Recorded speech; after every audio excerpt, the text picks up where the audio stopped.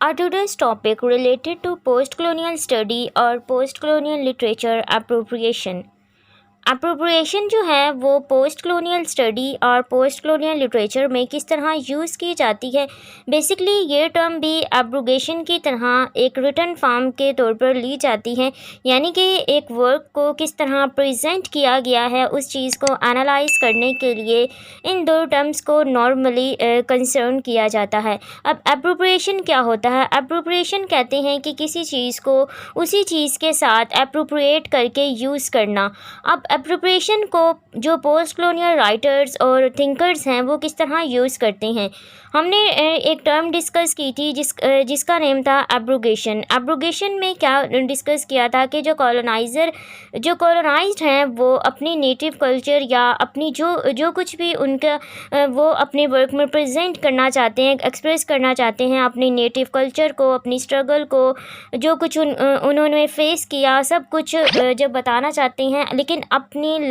Language में। लेकिन appropriation में क्या होता है कि अगर कोई राइटर एप्रोप्रिएशन यूज़ कर रहा है तो इट्स मीन कि वो कॉलोनाइज़र की जो लैंग्वेज है उसको यूज़ करेगा अपना नेटिव कल्चर को एक्सप्रेस करने के लिए। इसकी एक एग्जांपल के लिए जो मोस्ट इम्पोर्टेंट नावल है things fall apart by Chinua Achebe, basically ये एक अफ्रीकन राइटर हैं और ये वर्क अफ्रीकन वर्क में कंसीडर किया जाता है। लेकिन इस वर्क की पॉपुलैरिटी इतनी है कि इसको कई लैंग्वेजेस में ट्रांसलेट किया गया है, लेकिन फ़र्स्ट टाइम इसको इंग्लिश लैंग्वेज में लिखा गया था। क्योंकि ये जो राइटर हैं चिनुआ एचपी, ये अफ्रीकन राइटर हैं, लेकिन इन्होंने जो अपना वर्क है यानी अपने कल्चर में के बारे में बताने के लिए और जो कुछ भी इन्होंने प्रेजेंट करना था उसको एक्सप्रेस करने के लिए इन्होंने इंग्लिश लैंग्वेज ही क्यों यूज़ की, क्योंकि इंग्लिश लैंग्वेज जो थी वो कॉलोनाइज़र की लैंग्वेज थी और कॉलोनाइज़र की लैंग्वेज को यूज़ करने का मकसद ये था कि वो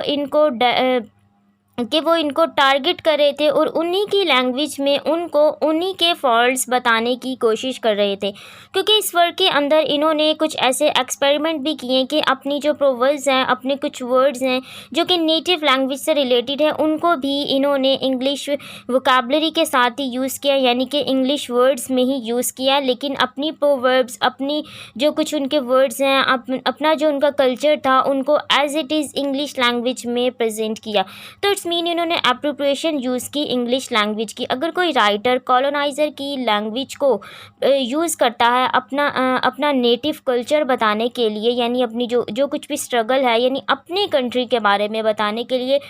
इट्स मीन कि वो अपने वर्क में क्या यूज़ कर रहा है, एप्रोप्रिएशन। अब एप्रोप्रिएशन को हम फर्दर कई और टाइप्स में भी देख सकते हैं। इसकी एक एक्सट्रीम टाइप भी हो सकती है, मॉडरेट भी हो सकती है। एक्सट्रीम में क्या होता है कि अगर हम इसको डेली लाइफ के साथ रिलेट करें कि जो कुछ हमारी सोसाइटी में ऐसे इंस्टीट्यूट हैं जो टोटली वेस्टर्न यूरोपियन कंट्रीज़ के साथ लिंक करते हैं, तो वो अगर किसी को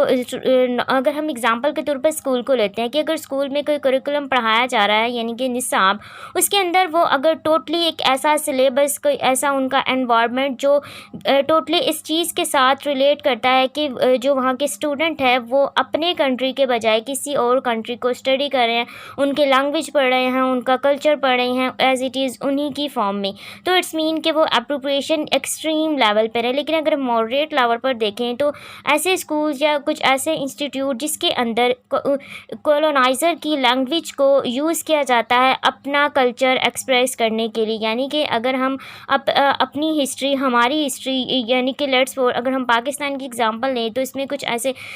स्कूल है जिसके अंदर इंग्लिश लैंग्वेज को यूज़ किया जाता है क्या चीज़ बताने के लिए, हमारी हिस्ट्री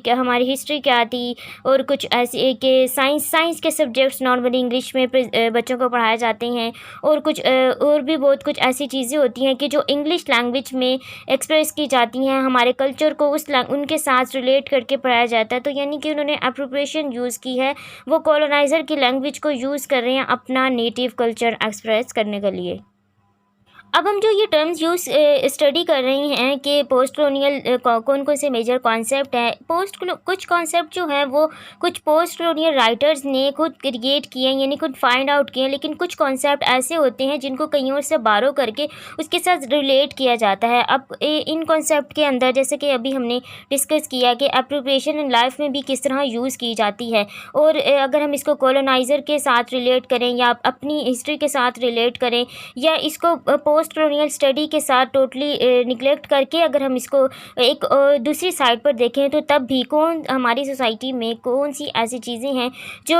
टोटली हमारे लेवल पर चल रही हैं, यानी कि जिसमें टोटली हमारा कल्चर एक्सप्रेस हो रहा है, और कौन सी ऐसी चीज़ें हैं जिसमें कि हम अपने कल्चर को किसी और के यानी कि हम अपनी चीज़ों को बताने के लिए किसी और चीज़ का सहारा ले रहे हैं। तो इट्स मीन कि हम एप्रोप्रिएशन यूज़ कर रहे हैं। अब पोस्ट कॉलोनियल राइटर्स क्या करते थे कि कॉलोनाइज़र की लैंग्वेज को यूज़ करते थे, अपना नेटिव जो कुछ था कल्चर उसको बताते थे कि जो किस तरह कॉलोनाइज़र आए, उन्होंने जैसे कि लेट्स सपोज हम थिंग्स फॉल अपार्ट की ही एग्जांपल लेते हैं कि इसके अंदर जो चिनुआ एचपी हैं, उन्होंने स्टार्टिंग में एक ऐसा करैक्टर दिखाया कॉन्गो जो जो एक रेसलर था, उस टाइम पर और साथ साथ उनका कल्चर बताते गए कि किस तरह का उनका कल्चर था, वो उनके पास एक गवर्नमेंट थी, एक लाइफस्टाइल था, उनके कुछ फेस्टिवल्स थे, कुछ ऐसे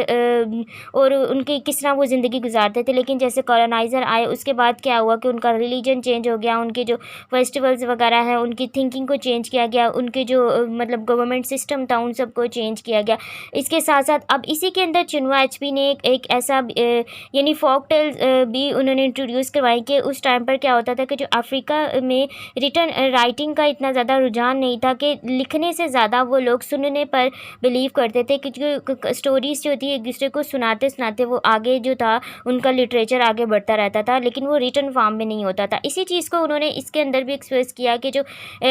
कॉन्गो की वाइफ है वो अपनी डॉटर को स्टोरीज सुनाती हैं, यानी फोक टेल्स सुनाती हैं। अब वो यहाँ पर उन्होंने किस चीज़ को एक्सप्रेस किया, उन्होंने यहाँ पर ये बताया कि उनका एक कल्चर था कि किस तरह आगे बढ़ा, यानी उनका जो कुछ जैसा भी उनका कल्चर था,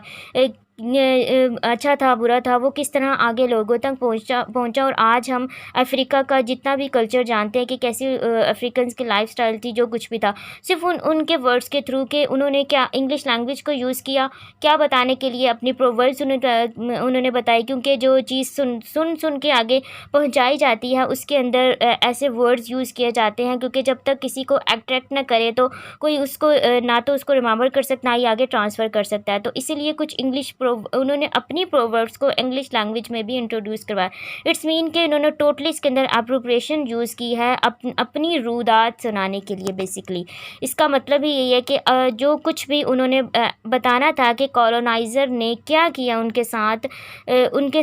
कॉलोनाइज उनको किया, किस तरह किया, उनके क्या क्या इफ़ेक्ट्स हुए, कौन कौन सी कॉजेज़ थी, कौन कौन से फॉल्ट्स थे, वो सब कुछ इन्होंने किसके अंदर इंग्लिश लैंग्वेज में प्रेजेंट किया।